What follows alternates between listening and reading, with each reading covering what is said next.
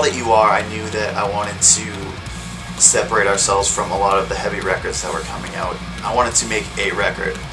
And that might seem weird, but what I mean by that is a lot of bands are using, fake drums and drum machines and, just plugging the guitar right into the computer and recording that way. That's not something we ever want to do. We wanted to make something raw and authentic. We wanted to make a real record.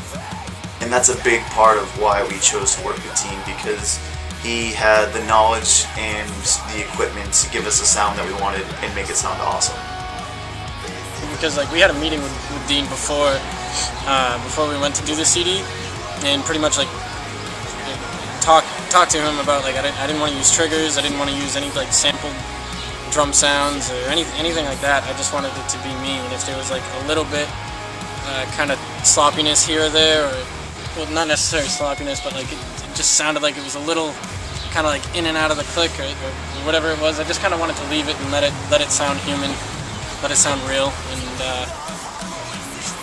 kind of give that vibe to the songs, I guess. Just give that feeling or emotion to the song, is that it's an actual person playing the instruments.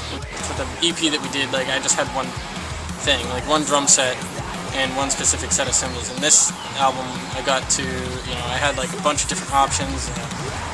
A lot of my friends helped me out with gear that I could use for the record, and I had various different cymbals that I could use that were loaned to me, all from my friends, that they're my own. And then a couple friends had a bunch of different Ludwig snares that I could use, and different kick drums and stuff. It was cool because we had the ability to kind of swap stuff out and find what was better fitting for the song, and not just find one thing that sounded really good and just use it throughout the whole album